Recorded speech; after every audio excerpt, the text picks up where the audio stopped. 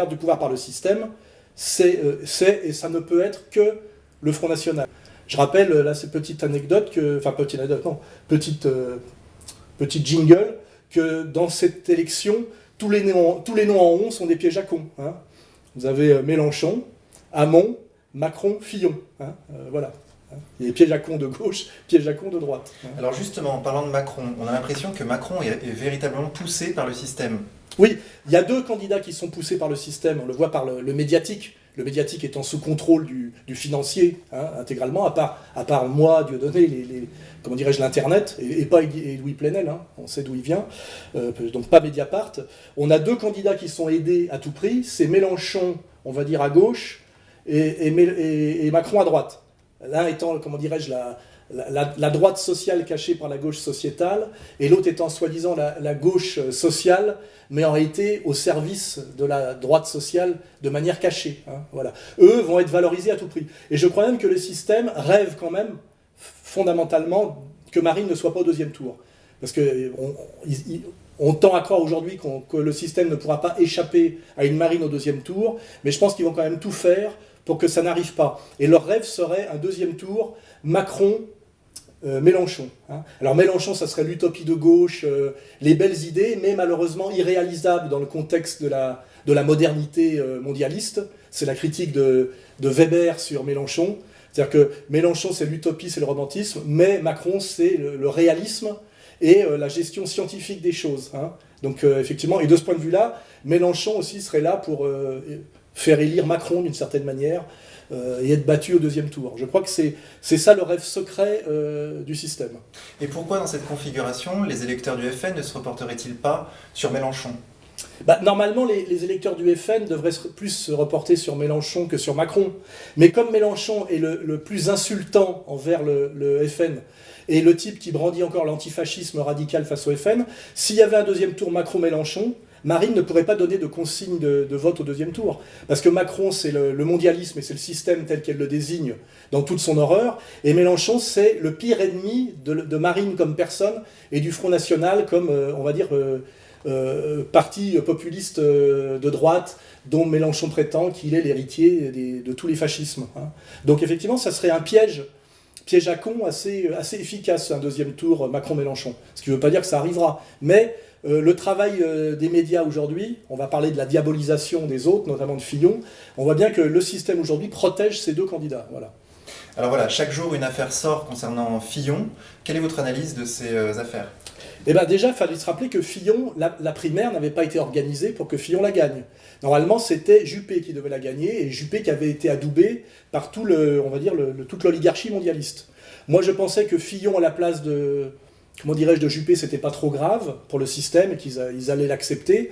Or, il semblerait que non. Et les attaques, surtout, qu'il subit en ce moment, ne viennent pas spécialement de la gauche, en réalité. Elles viennent plutôt de la droite mondialiste, qui a un peu peur que Fillon soit, je dirais, trop français, trop catholique, et pas assez soumis à ce qu'est l'Empire, tel que moi je le définis, pour être vraiment fiable. Ça me rappelle l'époque où ils n'avaient pas voulu de Ségolène Royal, parce qu'elle avait beau être au Parti Socialiste, elle était quand même d'une famille militaire avec des tas d'enfants, sa cousine était au Front National, et elle pouvait avoir un sursaut, je dirais, néo-barétien, elle avait des fois des tendances à... Et visiblement, le système ne veut pas de Fillon. Hein.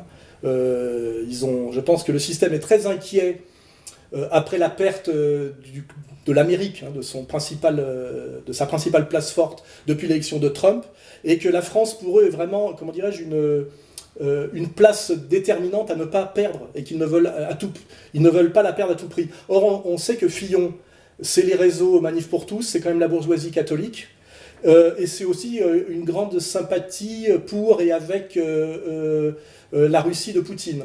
Donc même s'il est sous contrôle de Bilderberg par Castries, c'est donc De Castres, je ne sais pas pourquoi il l'appelle De Castres, mais De Castres c'est quand même, c'est la grande bourgeoisie, il est de Bayonne-Biarritz, hein, ça sent pas Tel Aviv hein, spécialement. Donc je pense que l'Empire est inquiet et ne veut pas filer les clés du camion à Fillon, donc ils sont en train de le dégager. Et comme Fillon a gagné la primaire un peu par hasard, en réalité il est beaucoup plus fragile que ce qu'on croit, et surtout il avait sous-estimé les attaques contre lui. Or sa fragilité, c'est qu'il est un peu comme tous les hommes politiques de deuxième et de troisième plan. N'oublions pas que c'est rien, hein, Fillon. C'est le type qui a été dans l'ombre de Sarkozy pendant 5 ans.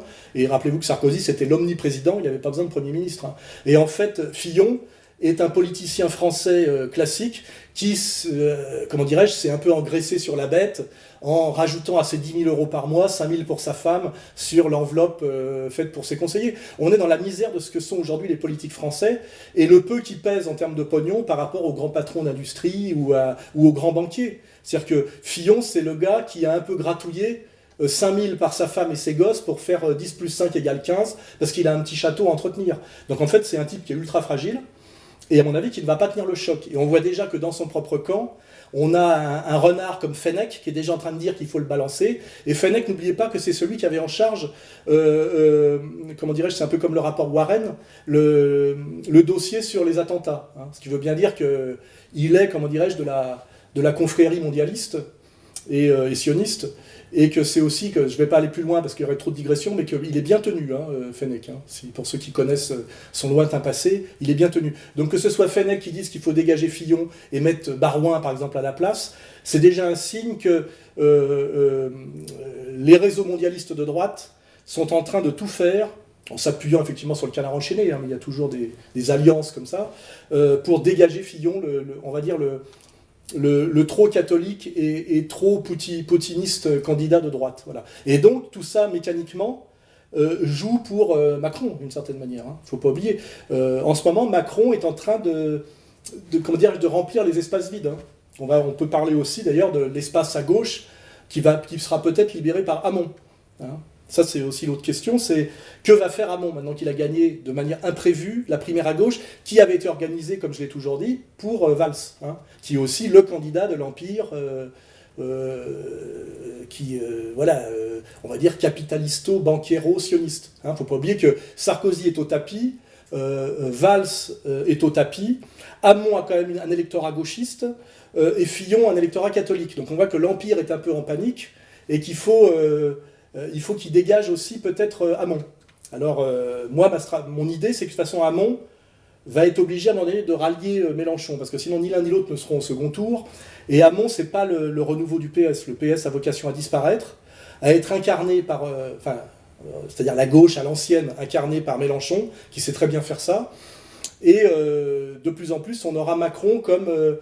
comment dirais-je, le pouvoir au centre, hein, le pouvoir ni de gauche, ça sera le ni gauche ni droite, mais pas au sens de Marine Le Pen, c'est ni gauche ni droite, gestion rationnelle et scientifique de la mondialisation et du mondialisme inévitable. Hein. Donc on a l'impression que tout ça en ce moment a pour but de faire gonfler Macron, qui incarne vraiment lui le candidat central de l'Empire. Alors qu'au départ, je le répète, il n'est rien.